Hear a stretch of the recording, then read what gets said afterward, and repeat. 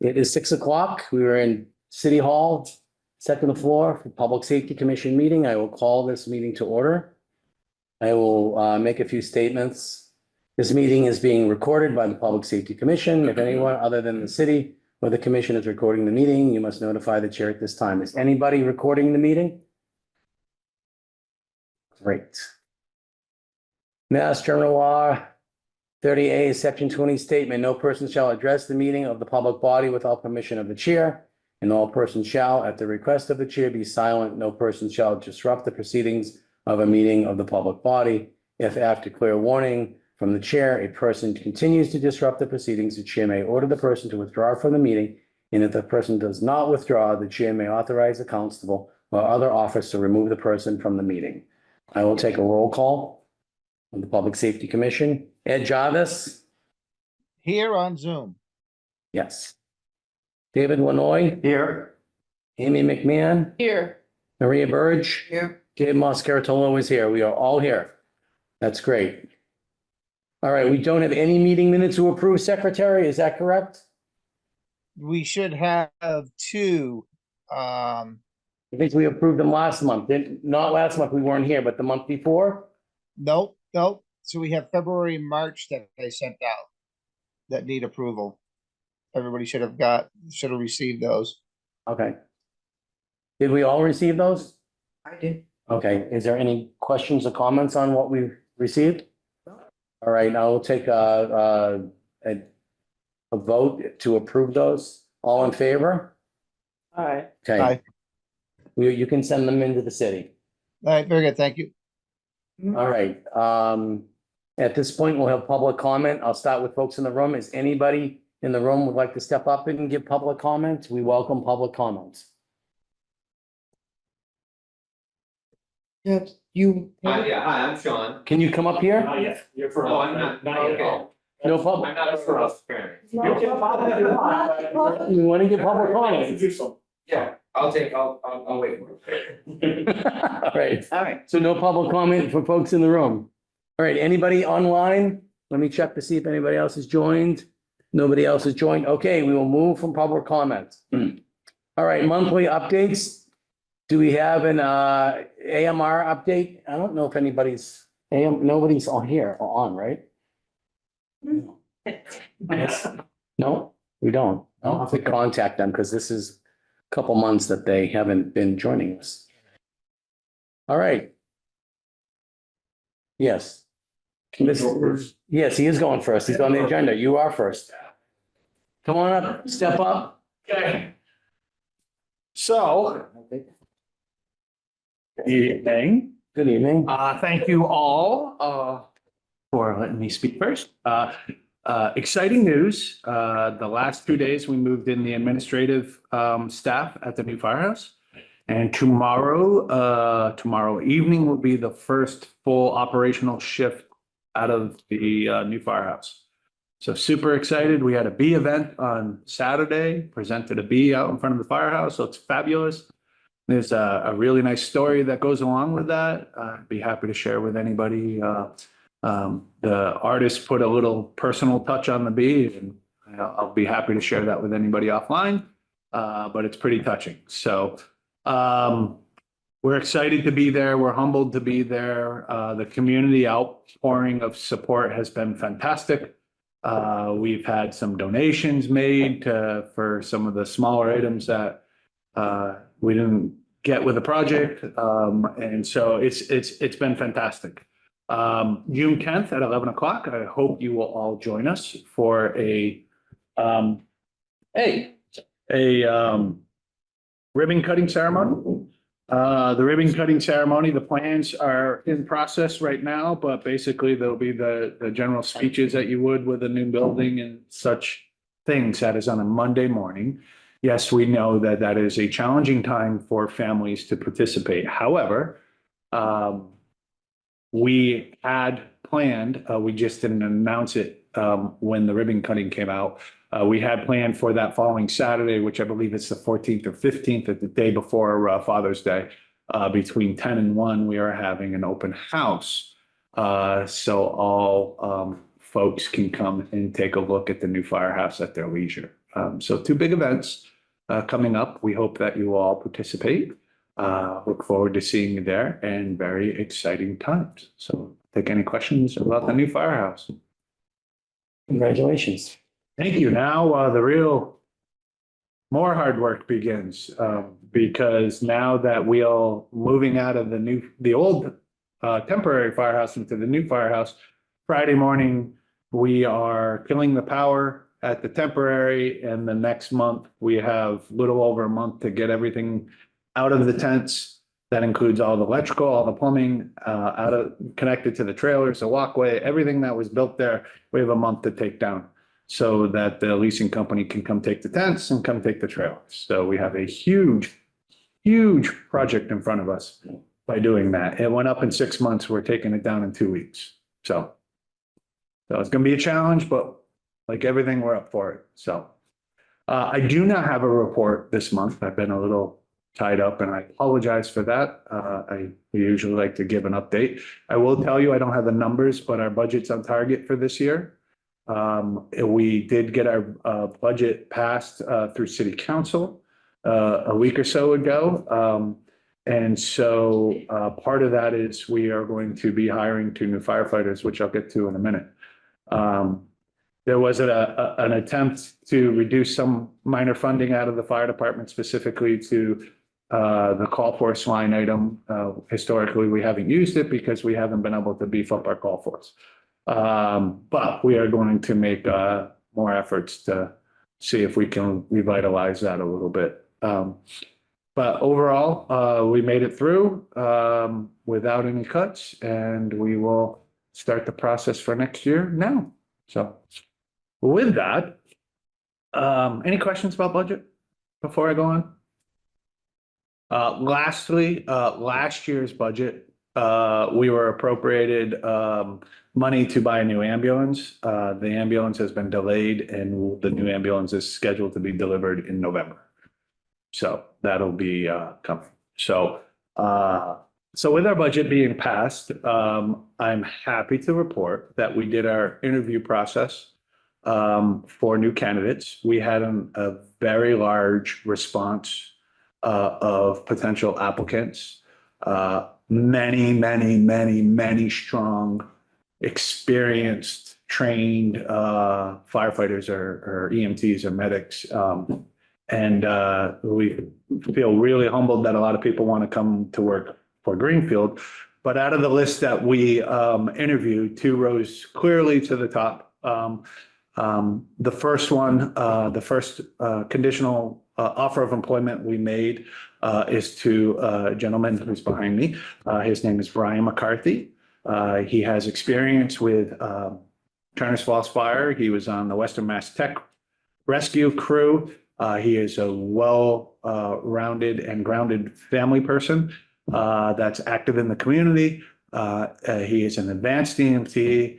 He has, I believe it's his master's degree, and is going to be a very huge asset for us. So I will ask Brian to come up and have a few words. Put you on the spot. Welcome. Thank you. Well, I appreciate everything that Chief said. My name is Brian McCarthy. I live in Turner's Falls. My wife and I have 4 kids. We've lived in the area for over 20 years. My wife grew up in the area. I quickly became interested in the fire service and joined the Turner's Falls Call Force in 2005. And in 2009, I got the opportunity to be hired as a full-time firefighter. And I absolutely loved it. I started my career, I went to business school first. I started in computers and realized I wanted to be out in the community, working in the community with the folks out there. So made the transition in 2009 for full-time. I was promoted to captain in 2014, deputy chief in 2019, and ultimately fire chief in 2021. In mid 2022, family dynamics changed, demands and whatnot. So I made the decision to stay home with the kids. So I left the fire service in 2022 in May and stayed home for the last almost 2 years now. with the kids, and I've loved every minute of it. It's been great. It's probably the hardest job I've ever had. And that being said, we're at a point right now where I have the flexibility and the ability to go back to work. And ever since I left, I've missed it. I've missed being in the community, working for the community, and the opportunity came up with Greenfield. And I mean, being a part of Turner's, worked a lot in Greenfield, both EMS, fire, rescue, and know a lot of the folks. And it's very, very highly respected group, very great community. So I honored to have the opportunity to work for the Greenfield Fire Department. Any questions? I have one. Yes. How do you spell your first name? Brian, or with a Y or I? With an I, Trian, yes. Thank you. That was easy. Commissioner Gaba? Ed? Questions? Yep. Just congratulations, Brian. You're gonna be a great asset to the city of Greenfield. I know that. I've worked with you many of scenes before I retired for the Greenfield Fire Department. So congratulations and welcome aboard. Thank you for choosing us. Thank you. General question, chief. Are folks hired with the expectation of a shift, or is the shifts just, and is the rotation shift just part of the whole? Like, I've always wanted to ask a question about shift. Is everybody just expected to do this rotational thing, or are you hiring specifically for a second and third shift? How does it work at the fire department? So our shifts are 24-hour shifts, and they work a 24-hour shift, 24 off, 24 on, 5 days off. 24 on, So 24 they off. work an average of 42 hours a week. Some weeks it's 48, some weeks it's 36, but they average over an 8-week span, 42. New recruits typically will be put on days it varies based off of experience and getting the firefighter up to speed in rotation and qualified. For example, to get qualified on the ambulance, they need to have 30 supervised patient transports. Yeah. So that takes a little bit of time. So depending on our staffing currently we have at the firehouse, the need of the firefighter that is the new recruit, they could see days for a little bit, but typically they transition quickly to a shift. They'll be assigned to one of the 4 shifts, and they'll rotate on a rotating basis with the shift they get assigned to. So there is no first, second, or third shift. The closest we have is the administrative staff that works a mix of Monday through Friday. Okay, yeah, I was asking mostly for new hires. So will Brian just, with his experience, just go right into a regular shift? No, everybody gets at least a week on days. Okay. If not more, there's a lot of administrative work. They spend a half a day with HR. There's a bunch of stuff that has to go on. So at least a week on days, maybe a couple, but Brian, with his background, will probably transition to a shift fairly quickly. And what's the potential starting date? So we have done his physical. You've had your physical, and he needs to go to a PAT test. Correct. Is it scheduled yet? Not yet. Captain Cooley's the one that schedules that. So he'll be set up for a PAT test. That's the physical agility test. Once we've got the documentation, which is usually a day or 2 after that, we start right away. Okay. But obviously, we work with the candidate to make sure that, it falls within their schedule as well. They're committing to come to us. So we want to make sure that we're as receptive as we can for start dates. And sometimes we have to work around schedules. But as soon as possible, I would anticipate mid-June for Brian. Definitely by July 1. Okay, thank you. Yeah. Any other questions? Ed, any questions? I won't forget you, I promise. Brian? So I need a motion. We need a motion to first. I need a motion, and then it needs to be forwarded to the mayor's office. Yes. So we need a motion to forward the recommendation to the mayors. Can I have a motion? Second. Okay. All in favor? Aye. Aye. Okay. All right. Awesome. Thank you. Thank you. Thank you very much. Congratulations. So the next position that we have, was really, the candidates, like I said, were fantastic. But the particular candidate that I'm going to introduce you to now really, allows us to, expand the fire department in a way that we just haven't had the opportunities to before. Emily Ethier, who is sitting behind me, and I'll ask her to come up in a minute. She is also well known in the community. She's worked at AMR Ambulance for years. She is a paramedic. And when I talk about the future of the firehouse, we have one paramedic now. We have a second one in training. But Emily is an experienced medic coming to us that has a lot of street time. And so we really wanted to look at not only the hire as today and what we're getting for a candidate today, but what is the future of the Greenfield Fire Department and what is it going to look like and where do we hope to go? And Emily really gives us the best opportunity to grow the fire department in a different direction that we haven't seen. So I'm thrilled to introduce Emily Ethier, who, like I said, is a paramedic, has no fire background, but that's okay because we're going to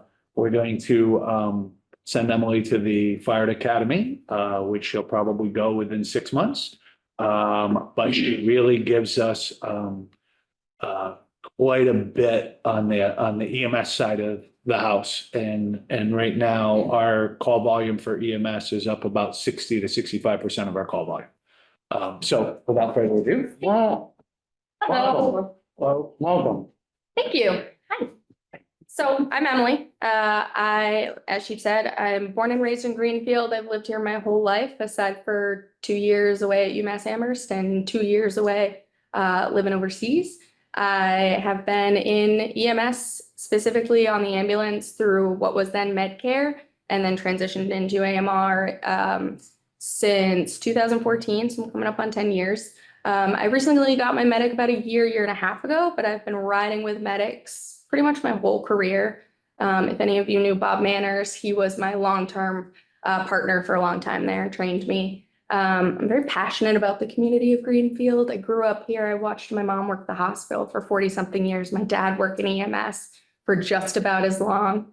I went to UMass for cultural anthropology of all things, but it allowed me to then spend 2 years overseas in Rwanda in the Peace Corps. So that's my little gap there of living out of town. With that comes some experience with working with folks that are perhaps living outside of their homeland or their nation where they live. So I have some experience with immigrant populations. I have some experience with refugee populations. I have some experience with grant writing as well. As Bob said, EMS is my passion. Working on the ambulance is my passion, but firefighting is a challenge and an exciting one. And they go together. They really do. And in order to grow, it's going to have to happen. I have been hoping to come back towards Greenfield Fire Department for a while. Actually, when I first started and got my EMT, it took me a little while to get onto Medcare for a few different reasons. And I was actually able to come over and ride with Greenfield for just a couple of trial shifts just to see what it was like and if it was worth putting in all the effort. And pretty much ever since, riding around for a couple of weeks on a group, just for a couple of hours a day, I have always had in the back of my brain that I would end up back at Greenfield Fire and hoping to work and expand within the community. I had to get a little experience first, and now I have some, but I'm looking to diversify that. And I think this is the place, and I'm also looking for a home to settle into. As much as I really appreciate the folks that I get to work with and learn from at AMR, I've also hit a wall, right? When you get a medic, you become a medic, you get your own truck. So you don't get to work with and learn from these folks that have been doing things like Sue Ellen, who's up there on the board, or whoever else that have been doing this for decades. I got the experience from them, and I got to work with them and watch them work. I don't get to do that anymore. So now there's a lot of people around still to learn from, and quite a community to serve. So that's where I'm at. Excellent. Good talk. Thanks. Congratulations. Thank you. Any questions? I know how to spell your name. Perfect. Well, welcome aboard. Yeah.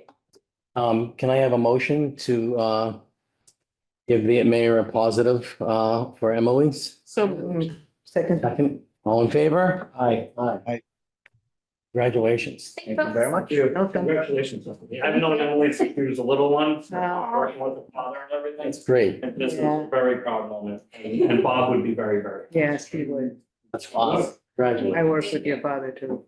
Hey, Dave, just one comment for the chief, if he could just forward those 2 letters to me so I can put them in with the meeting notes when I forward them to when it comes time to forward to the. When I find my computer. Very good, thank you, chief. Is Sue Ellen here to give us an update or were you just listening in? I'm not too sure I know Sue Ellen. Are you a participant or are you just listening in? Do we know? Do you know? Yeah, Sue Ellen's a supervisor locally for AMR. Okay. We're not. No, she's not gonna give us up. Okay, sorry. Yeah, I got you. All right. Just checking, because I haven't heard from them in a little bit. I'll have to reach out. I can follow up with that too. Okay. All right. So, Anything else? Yeah, so as you can see by the 2 candidates that just were introduced to you, we have been in a very good spot recently with our ability to attract and retain really, really high-end quality candidates. And I couldn't be prouder to have these 2 new recruits join us and join our ranks. That will bring every shift back up to 7, which hasn't been seen in my tenure as chief. So thrilled about that. You're saying overtime is gonna decrease? Sorry, I had to say that. Yeah, it's a great question. I will quickly address that because that was a concern that was brought up at Ways and Means and the city council. The reality is that I want to remind people when it comes to overtime, yes, we will see a reduction in overtime. Will you see a reduction on the line item in the budget? Probably not. Because every year for the last 3 years, we've been way over on overtime. This year is the first year that we'll have a major fire or whatever. This is the first year that we're actually not going to go over on overtime.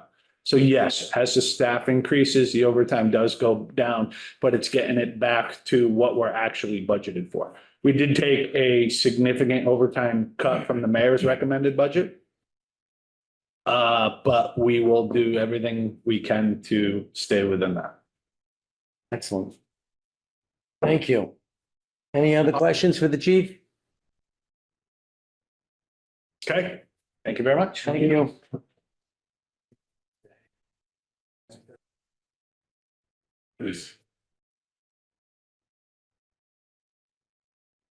Congratulations again. Chief, are you giving us the dispatch update? When you, I can bring you some. it's okay, I like wing. I can do that. Dispatch isn't here, right? So you come up and bring anybody you want up that you feel needs to come up. Put somebody on the spotlight. They'll be on the spot. Chris will be on the spotlight. Never. So you guys have presumably seen the city council meeting, so budget stuff went good. They did try to cut an additional 10,000 from their overtime budget, but that failed at the council vote, so they retained that. We're still sitting at right now, so we will have the availability to hire an 11th person as of July 1, so when the budget actually kicks in. What that'll do, we've talked about before, that'll allow finally the dispatch supervisor to do dispatch supervisory functions rather than sitting on the desk every day. She has basically been on the desk every single shift she works. So there's one in training right now, which would take us to 10. I'm not sure how that's progressing at this point. So that's yet to be determined as to how that's going to end up. But things are looking good in there. The walkthrough for the dispatch renovations took place. I believe there was 4 to 5 vendors, so that was good. There's people interested in doing the job. There was maybe one more that may come look at it. They were at another bid opening that they had to attend. So we're gonna get started. We're gonna do the the main bid opening, I believe on the 30th. But then there's the subcontractor bid openings that'll follow that. I'd like to assume probably by July 1 that we might actually see some hammers going to work in there. Be nice. Very nice. Yeah. The radio consoles, that money's all set. Anytime now, they're gonna start putting that project together. So it actually, it's working out well that we're gonna actually have the radios installed probably almost simultaneous to the move into the new dispatch center. And the radios for all of us across the board are desperately needed. We have a lot of troubles with those all the time. Dispatch, it's going good. Doing good. So when will the 11th be, when do you think the 11th will be? We can't hire until after. Until after July 1, after the budget, but you'll do soon, you'll start looking soon after that? Yeah, we're gonna start, we'll post it because it takes a while to process the intake, and so we'll post it on, we'll use the policeapp.com. So they actually, we use police app for both police and dispatch. It works out very well for us. So, and we'll talk about that with the police. So we're gonna be posting soon for both. Yeah, I'm glad the manager's gonna be able to manage. Yeah, we got a lot of work for her to A do. long time coming.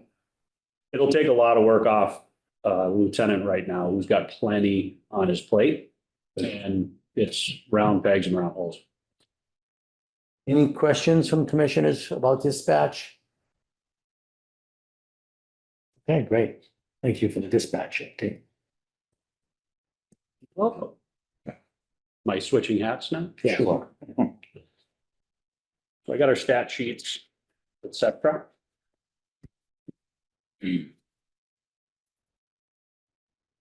That way.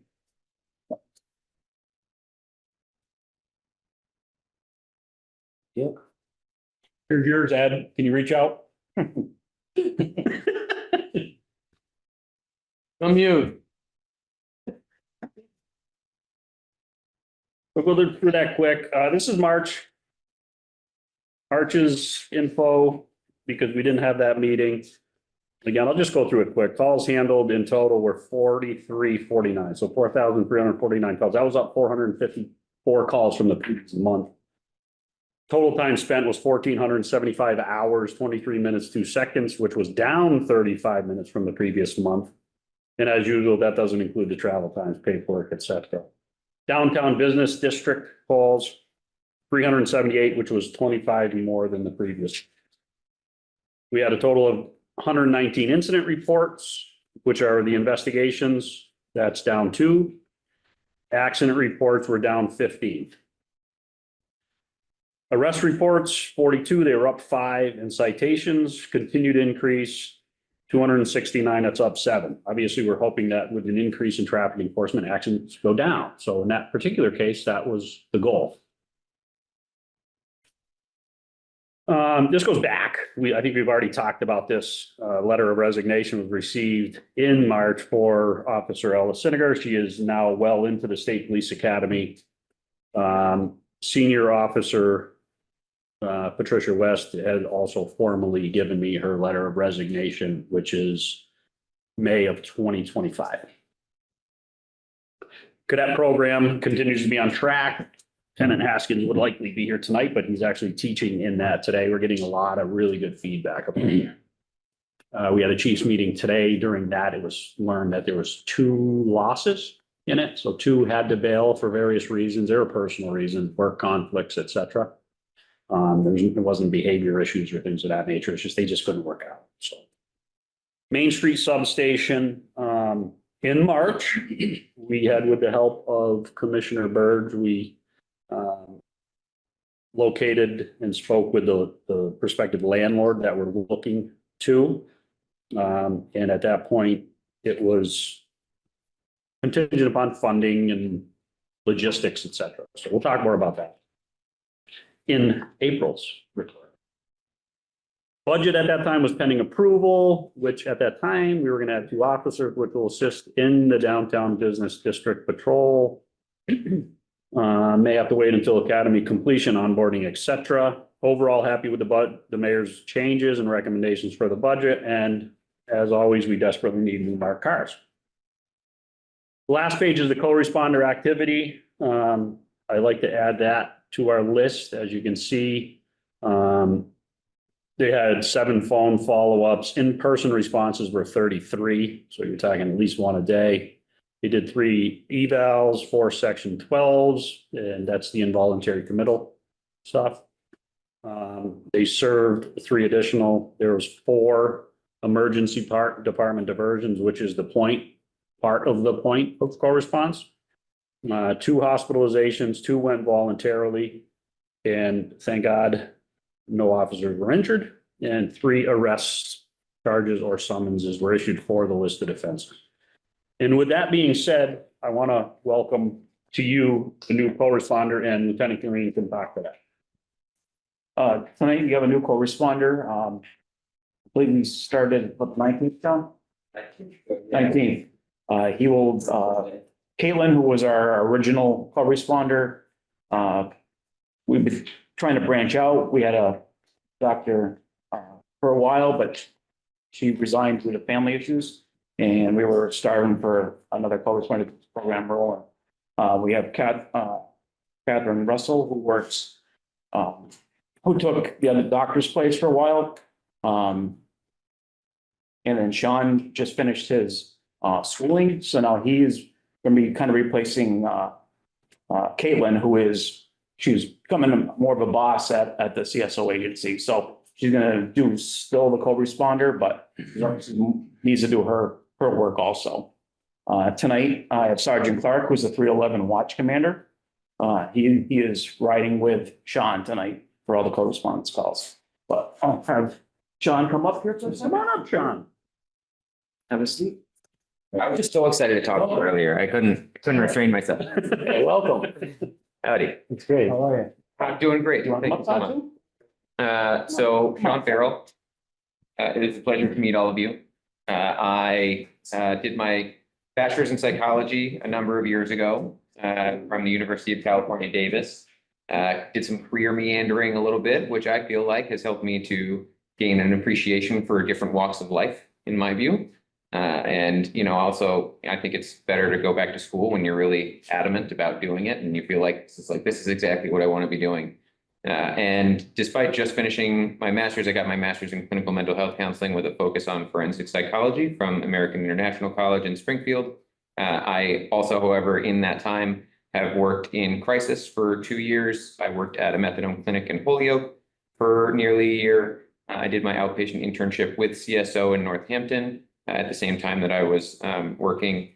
And, I've worked with the community broadly in this capacity for some time as well in volunteer capacities. I am currently a certified crisis prevention instructor, meaning that I teach people at CSO like how to de-escalate other, some of the clients that we work with. And I am also a trauma responder, meaning, in instances where, let's say, an organization either with kind of anywhere in Massachusetts or nationwide. I just did one in Oregon as an example. So if a staff experience is particularly traumatic and they're having a hard time with it, I'll go out and I'll lead a coping group. So helping them to kind of understand what it is that's happening in their bodies, what it is that's happening in their minds, and then ideally help to try and coach them through some of that experience. So while I did just graduate from my master's program, this is not my first rodeo, if you want to call it that. And I am very much looking forward to working with this community. It seems like an awesome place to be. That's very exciting. We welcome you. Hello, my name is, that's what I used to say. That was good. Okay. Did you practice with him? No, he likes to talk. You didn't Took the practice. lead over. Those 2 other new employees were so good at their histories. You rehearsed in the mirror for hours. I couldn't let it go to waste. You obviously have thick skin. You're gonna need it with that group, so hold your stance with them. Thank you. Really an important endeavor. So, And as you can see, some highly trained, highly educated people in that group. Yes, adds comfort to that. I have to ask you how you spell Sean. SEAN. It's E-A-N. Mhm. Last And name again? Farrell, F as in Frank, ARRELL. so what are we up to for co-responders? So we have, okay. Oh. So currently we have Caitlin, who was our like original, Yeah. you know, now we have Catherine also, who's been on for a while. In the action. And we have Sean, who just started, recently, that gives Caitlin some freedom to do her her management stuff and all that. And we have an intern named Julie too. I think she has, I don't know, she must be finishing up soon, right, Todd? Maybe 6 months before she completes her program. And then her goal is to work in this area too. So we're gonna have master's level people. And with the co-response, our partnership with CSO and the co-response grants allow Sergeant Clark to ride with Sean to the mental health calls, which gives the time needed to make the better choices, instead of tying up manpower. That's what the Sarge does tonight. He will be there as long as it takes to do the evaluation and make the proper choice for the person who needs it. To assist, I should say. So what shifts do we cover with? Is it all, do you rotate the shifts or is We it cover 16 hours a day, 16 hours? usually 5 days a week. Okay. And every month I get a schedule from Caitlin. And then I just adjust on who's gonna ride, like Matt Llewellyn, who's with the Frank dog and all that. He's on days, he usually covers and will bring Catherine or Caitlin or Sean, whoever is working those hours to where they need to be. 311, we use the grant and we bring in someone else just to assist. So patrol does their stuff. Patrol will go also, but once it's a safe scene, patrol leaves and then the officer and that's clinician will do their work. Excellent. Thank you, Chief, for these monthly co-response data. Really appreciate seeing the numbers every month on what you're responding to. And we welcome you to come back anytime you want to give us an update, whether they want you to or not. We'll move the agenda for you. We'll cut their time down. Kevin might be mad at me, but he'll be all right. She's probably gonna be mad at me too. Any questions? I just have a comment. You good, Ed? Sorry, Ed's yeah, gonna go yeah. first because he's. You have something to say? Okay, he doesn't have anything to say. I just want to tell you that, I'm a huge fan of co-response. But not for the reasons why maybe people would think. So here's my thing about that. I believe the police are perfectly capable. Problem we have in society is that the police are given things to do that they don't have the ability to do because we don't have infrastructure. And I think you play a huge role there. And I just want to say that it's disappointing when I have a daughter who's a reentry person who was in a brainstorming session the other day. And she said, texted me, oh, what do you think I should say? Well, talk about the social problems and how those unresolved social problems become something else. Substance abuse, 80% of the people that get involved with these folks are suffering from it, right? 60% of those people are suffering from a mental health problem or a trauma. So co-response is a must, but I just want to kind of stake out my territory on that because I would like to see every shift have you 24/7. And again, reinforce the fact that as a citizen of Greenfield, I feel completely safe with my police department. But we've come to a place where we don't address continuity of care. We don't address continuum of services. We don't address homelessness and we don't address mental health. And so to the extent that you can bring that temperature down, deserves a trophy in and of itself. But it's also extremely helpful to these men and women in uniform who do the best they can and oftentimes get criticized. So, I just want to say that this team represents a home run for the city. And I hope to see more of it, and I'll support budgets to the extent that we can that give us more of it. So that's my little thing. Thank you. Any more comments, Commissioner? All right, well, welcome aboard. We greatly appreciate it. And thank you. Pleasure be. Team. Thank you very And much. thank you, Sergeant Clark. We do actually have to bid a farewell that we Yes. Alrighty. Thank you. Appreciate it. Thank you, folks. Thank you. Thanks, Sean. So moving to April's stuff. As you can see again, 4,585 calls, which was up 236 calls. The weather's improving. As you can see, The noise is going up. the amount of time spent on calls was up 439 hours.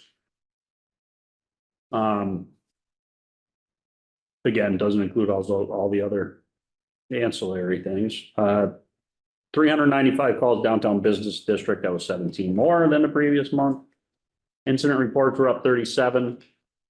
That makes sense with the increase in the call volume. Accident reports, unfortunately, were up 6 from the previous month, in spite of the fact that citations were also up 6. Arrest reports did drop by 7. So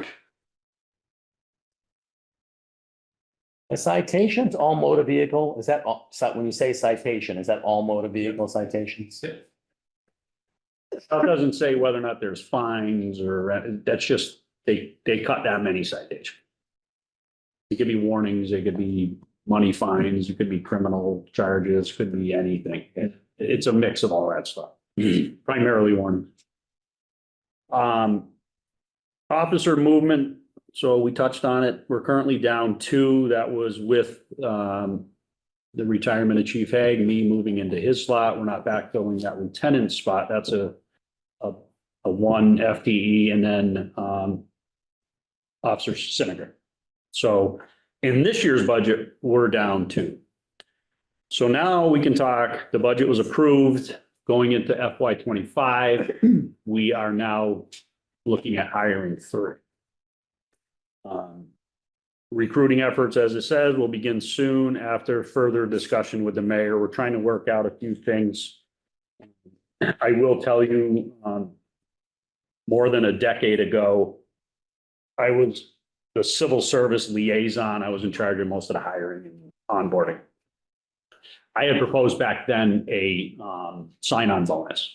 And the reason for a sign-on bonus would be to hire a new person, non-academy trained. There's 6 months academy. We don't have any choice in that. So there's a 6-month academy where we're paying a full-time salary and benefits to that individual, after which there's at least 12 weeks of field training. Again, full salary and benefits with no police return. If we were to offer a sign-on bonus to academy trained individuals, which right now is a rare commodity, because they're about used up, they're taken, they're spoken for because of post. It's time to jump to that next step and offer up something to get people more excited to come here. So I had conversations with the mayor. We finally are in agreement that that is an option we're going to explore this time.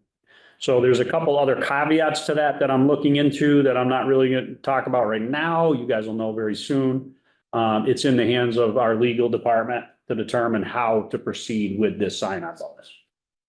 I think it'll drastically increase the number of applicants that we receive. Police departments are at an all-time low for applicants, unfortunately. And hopefully this will help. So as of, like I said, as of July 1, we can go ahead with 3 new officers. And that could be a mix. Could be a mix. Yeah, we're hoping to attract as many academy as we can, but you're gonna get what we get. Yeah. Good candidates, that's what we're gonna look at. And what academy time frame are you looking at? Obviously the interview process and the hiring is gonna take some time, but you're looking at like the fall academy? Well, that's all depends on MBTC and when they're starting classes. Okay. So, and we've utilized obviously Holyoke would be our goal, but there are times when we've sent our recruits to Boylston because it's not further away, it's not very much further away, and they can commute back and forth to the Boylston Academy. So, hopefully we can get academy trained, but again, that supply is short these days. So my reasoning for the sign-on bonus was back in the days of civil service when we dealt with that and the way the lists and the way the lists were populated based on you had resident preference, and then you had military. The vast majority of our military, just based on population, was out in Eastern Mass. I had interviewed so many of those back in the day, and the one hurdle that I found was the cost to move. The relocation cost is a lot. So we're talking about something in the area of a $10,000 sign-on bonus, not paid all at once. That's stuff that's getting worked out. But to go through a hiring process, you're going to spend about anywhere from 60 to 80. So you're literally you're saving $50,000 to $70,000 by paying 10. Not going to the academy. I mean. Exactly right. Right. And it's gonna be spread out over whatever amount of. Yeah, it's not going to be one. We're in the initial stages of discussing how that would be dispersed. I mean, we don't want to give someone $10,000. They sign on for a week and then sayonara. Yeah, it's gotta be spread out over Just spread out. at least a year or so, I would think. But Yeah, Deputy Chief had a good recommendation, and we'll figure it out. You guys can be in on those conversations. But again, there's certain things that we have to still work out on that. The good part is we got approval to do it, to do this sign-on bonus. It's gonna come out of our budget. We'll figure it out. But we have the approval to go ahead with it. Cadet program still rocking and rolling, still going good. Like I said, Lieutenant Haskins is there tonight teaching. And at the Chiefs meeting today, I've heard nothing but positives about that program. It's going really well. So brings us again back to the substation. That is progressing very well. We had actually had a sit down today, talk. Jay Batinsky, the sergeant, the community impact unit sergeant, is going to head up a subcommittee, which Commissioner Burge will be on. She showed a lot of interest in this, so she's very resourceful, and we'll take advantage of that. And I told Jay that basically we want something that when this is done, we can step back and say, that's our substation. I don't want to just throw something together. I want it to look, sort of match the area, but make it very clear this is a police substation. It's a small area. There's not a lot we're going to do, but we definitely need to freshen it up, modernize it a little bit. So we're going to end up having to get IT involved, central maintenance, probably even fire, and we got to discuss some things. And we're talking today about paint, obviously, maybe some signage, some technology. He's going to start that subcommittee now. He said he already has your number, Commissioner, so he'll be in touch soon, probably if he hasn't contacted you yet already. So I'm excited about that. I think this is something that the city has needed and wanted for a long time. And, we discussed today the deployment of officers to the substation. We're definitely going to have a better opportunity once we're to what we would now consider full staffing with the additional officer that the budget allows us to get. The goal is 2 individuals will be assigned to that in some sort of rotation to maximize officers downtown when they're needed the most. A lot of that will fall under, again, Sergeant Batinsky's purview. Will it just be officers that utilize the space, or like will a sergeant work there occasionally, or? We're all going to rotate through it, like we're doing right now. We're walking to be, we can stop in there too. So the goal is to man it as often as possible, but manning it doesn't mean someone's going to be physically in there because we want them to be out. Sure. So some of the tech that I'm hoping to get, I think we talked about it before, was I want some sort of 2-way communicator with dispatch so that people can talk directly with dispatch. And a big concern for many were, well, a lot of people are going to come up and push the button and run. Okay, well, that's why I want a video back and forth. So if dispatch opens up the screen and there's no one there, then we know it's one of those. Yeah. So again, that's the tech part that we're going to get IT on board and discuss our options with that. We're still underway. Are we going to put a full report station down there that has our RMS system in it? We're just starting. So, again, though, I think if things go right, the right people in place, we're going to have a great substation on it. 422, I don't want to talk too much about 422-24. That night was just an evening like no other. That was the night of all the bad things that could happen in Greenfield happened that night. We're still reeling from it. Investigations are still very much underway. There's a lot of questions that are still unanswered. There's still a lot of people putting a lot of time into things. And that night, the one thing I can say, sitting in the chief's seat that night, was that one of the first things the supervisors and the team members thought of was everybody's own mental health. That you wouldn't see that 10, 15 years ago. I mean, while this was unfolding, one of the first things that we were thinking about was the safety and protection of our officers, which it's a change and it's a good change where we should be going with that. So in fact, that night, one of the officers was given the opportunity to sit with a peer to talk through the events and the things he had to see and deal with that night. So I was happy about that. It was well organized. Our interactions with the various agencies was amazing. The teams that we have right now between us and the state police, EMS, I mean, they can't be better. Fire. I mean, everybody just knows what everybody's doing. And if you ask somebody to do something, they're on it. And it's reciprocated across the board and the investigations go so smoothly. It's a well-oiled machine. And I'm not just saying Greenfield Police, I'm talking the other agencies that we interact with. They're all doing an amazing job on these things. I'm confident that what needs to happen as a result of these calls will happen. The right responses will ultimately flush out with these things. The rear drainage project that we've been working on at the station where they clipped our electrical lines. It's all been repaired. It's all backfilled. The contractor's job is for the most part done. In fact, they've now seeded and strawed and the swales in place and everything's done there. The cables are pulled. All we're waiting on now is the part for the generator, which is basically a large breaker panel. It's where these big wires actually plug into the lugs that the wires go into. We just don't have that yet. Should be in any time, at which point we can do that horrible shutdown transfer operation that we had to do before, all hands on deck.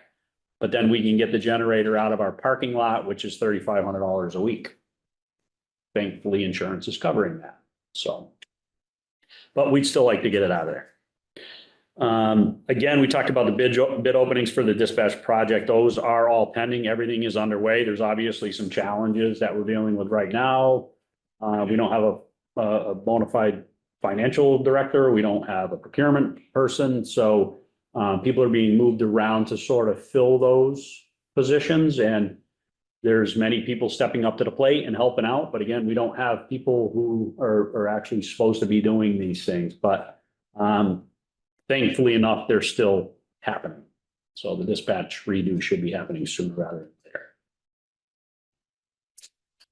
Budget report, like I said, same thing as before. It was approved. I'm happy to say we're in good standing. Budget wise, there were a number of cuts. We're discussing them today. Expenses were cut fairly significantly. Some lines were just removed altogether. So the command staff met today and we're going to utilize a plan, right? So we're going to talk, we're going to make a spreadsheet and we're going to put it in a format everybody can read well. And we're going to talk about what each of these line items may be used for throughout the year. So we're all going to be on the same page as we march into 25. And anybody who has any thoughts on what they need through 25 is going to be discussed well in advance. So we know where we're going. Hopefully with that kind of planning, we're going to know that we're going to stay within our budget. That's all, even with the cuts. So as far as cruisers, they did go through first reading at city council, which I hadn't been to before. And that's all it is. They literally just read it. And then we went home. So I guess step two, they'll actually have some discussion on it. So the goal is to appropriate $150,000 from the general fund to purchase 2 marked cruisers. The deputy chief put a lot of work into that. And one of them will be that sort of mini command post vehicle that'll have a monitor that stows away in the back, so we can actually set up, if we have the drone, you can see it through the camera. We'll have a working station in the back of a car. And we got that idea, as I've said before, from Chief Strand's car. Very useful when you're having a multidisciplinary response to something. We'll be able to hear his radio, he can hear ours, rather than trying to find each other and talk. We'll just put it on PA and everybody can hear each other. So it's going to help a lot. And finally is the co-response activity. Again, as you can see here, co-response continues to be a much needed service in Greenfield. As you can see, it's growing. Not only is it growing here, but we're finding that there's a large number of them who actually want to be here in Greenfield. We have a great model. Again, this goes back to, the deputy chief a while back getting this thing underway. That project and the program that we have is highly sought after. I'll leave it at that. People are really enjoying it, and it's been extremely successful. Again, what I like to see is at the end, there's nobody injured. No arrests or summonses were resulted out of that. There was 47 in-person follow-ups and 24 phone follow-ups. So they're busy. They're working. That's a couple a day, that at minimum that they're doing. And not all of them are recorded. And they're going along on calls as precautionary measures. And again, officers, I've said it before, I'll say it again, officers at first didn't want anything to do with a civilian in their car. Now they're all asking for a co-responder with them. So that goes to show how successful that is. One last thing, and I know we talked about it a little bit. We received our first post complaint from a citizen. The deputy chief worked through that. He put some time into that, worked very well. I'm happy to say it turned out unfounded. But again, just being transparent, a resident was not happy with follow-up on a particular report that she made. There was a little bit of miscommunication in the initial report. I'm certain it wasn't done intentionally, but probably because it was a very stressful scenario for the reporting party. She unintentionally omitted some pretty important parts of what she wanted to relay to us. So with that, in her mind, we weren't progressing quick enough, which caused her to call post. Thankfully, like we do, everything was documented very well and timelines were documented very well. And it was clear that we were. The reason for the holdup, if any, was that the DA's office conducts what's called SANE interviews. And SANE interviews are, I don't want to get too deep into it, but SANE interviews are given for a very specific reason. And we don't interrupt that, so to speak. So our investigations sort of start after the preliminary, after the results of a SANE interview. So the reason for a gap in time was that we were waiting for the results of a SANE interview, which wasn't yet had. So I understand her concern that it wasn't happening in a timely manner, but it was following with the natural system as it progresses. So again, a great follow-up by the deputy chief on that. We just got word back today that they agreed this was an unfounded event. So there are pieces and parts in place and oversight. And like I said, we're transparent, nothing to hide on it. This is what it is. I'm sure it's probably the first of many.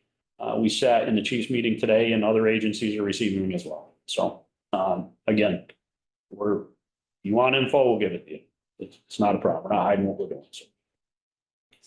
Any questions? You got anything to add on that, DC, on that process? No, you covered.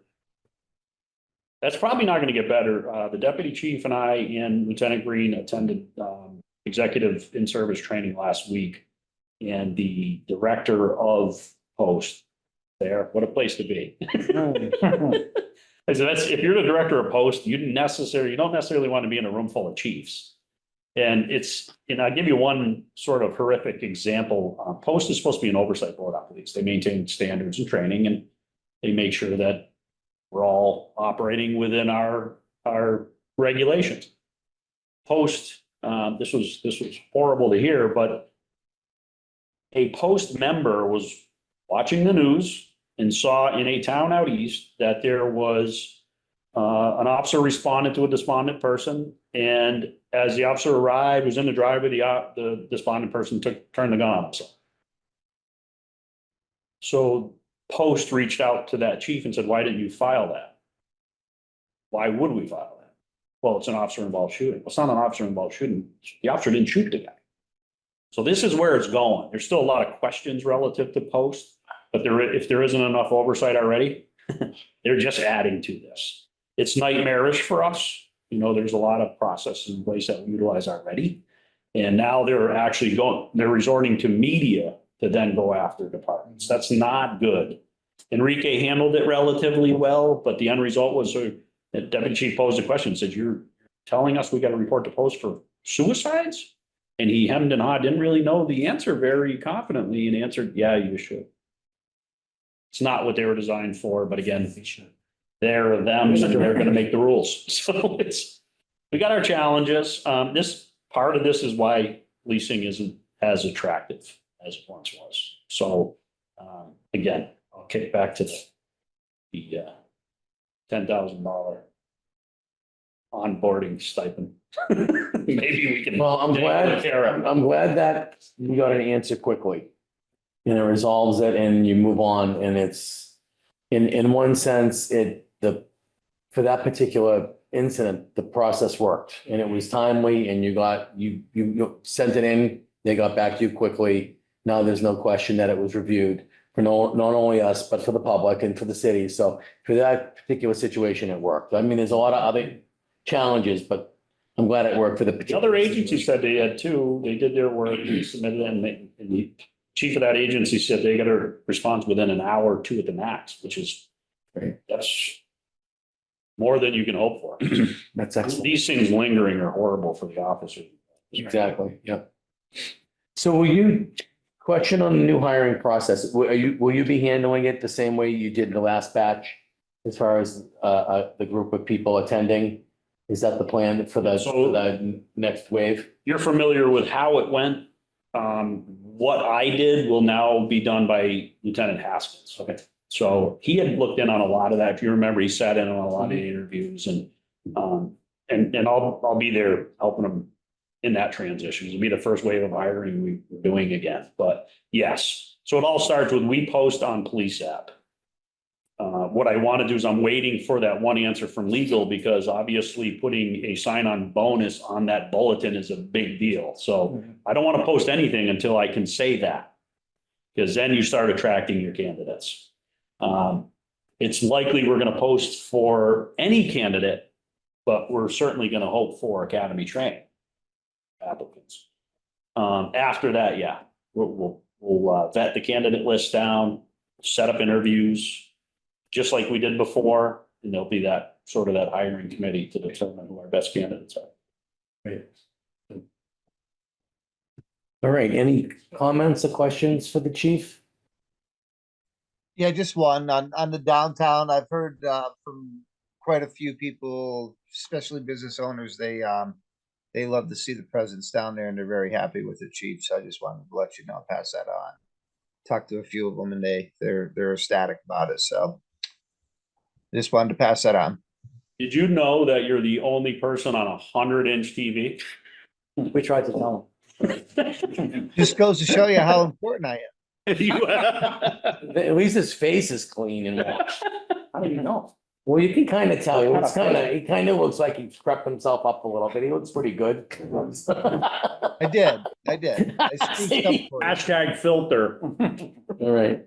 With the substation thing too, understand that if the hiring, if the officers that we hire are not yet academy trained, we're still going to start utilizing the substation.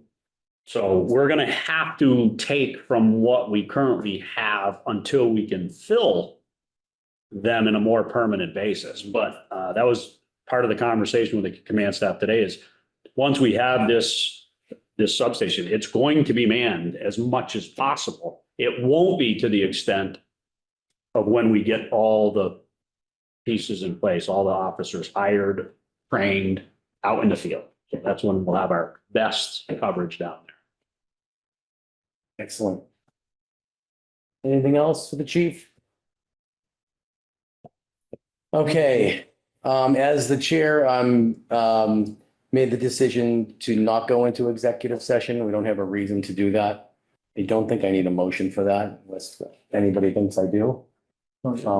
Okay, so with that, I ask for a motion to adjourn. So moved. Yes, Forgot to mention one thing if it's Sure. appropriate. just slipped it in there. Sorry. Your homework Mention that with the opening of the new firehouse, the training room that is being set up this week is fully meeting accessible.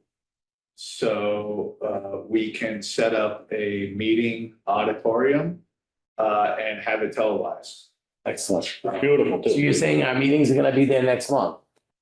And moving forward? Call me a week before the meeting to confirm, but yes, we would like to have you have your meetings now at the new fire station. Just check on the first one to make sure we're up and running and ready. Yes, you have a 58 room capacity. Excellent. We can set up in a meeting format, we can set it up in a training format, but we've played around with the different setups and the way that we have it set up for an auditorium. Set up with your main table and then a table for people to present. It'll be nice, so Great. it should be available for you for next month. Excellent. Looking forward to it. So. All right, now I'll ask for a motion in a second.